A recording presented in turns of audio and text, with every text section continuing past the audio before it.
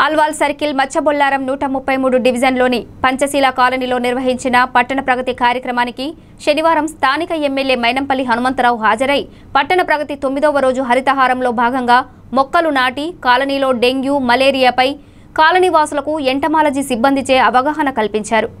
ఈ కార్యక్రమంలో స్థానిక corporator Raj Jitendranath, municipal deputy commissioner Nagamani, assistant medical officer Helen Nirmala, AE Ravali, స్థానిక టీఆర్ఎస్ నాయకులు కొండలరెడ్డి, సురేందర్ రెడ్డి, బల్వంత్ రెడ్డి, శ్రీశైలం యాదవ్, శ్రావణ్, కాలనీవాసులు తదితరులు పాల్గొన్నారు।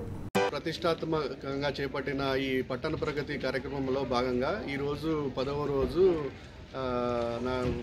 పట్టణ ప్రగతిలో మనము దోమల గురించి నివారణ చర్యలు ఏ విధంగా తీసుకోవాలని అవగాహన కల్పించడానికి మనం ఇక్కడ ఒక ప్రోగ్రామ్ అరేంజ్ చేసామండి। ఈ దోమలు ఈ వర్షాకాలంలో ఉత్పత్తి అయ్యి మనకి డెంగ్యూ మలేరియా వ్యాధులను కలుగజేస్తూ ఉంటాయి। కాబట్టి ఈ వ్యాధులను మనము రాకుండా ఎలా నియంత్రించగలగాలని మనం ఒక కార్యక్రమాన్ని ఏర్పాటు చేశాము। మనకు ముఖ్యంగా దోమలు అనేవి ఈ వర్షాకాలంలో ఎక్కడైతే నీరు నిల్వ ఉంటుందో అక్కడ అవి చేరి అక్కడ అవి గుడ్లను ఉత్పత్తి చేస్తాయి। ఆ గుడ్ల నుండి అవి పొదిగి లార్వా స్టేజ్లోకి వచ్చేసి అవి దోమలుగా ఉత్పత్తి అవుతుంటాయి।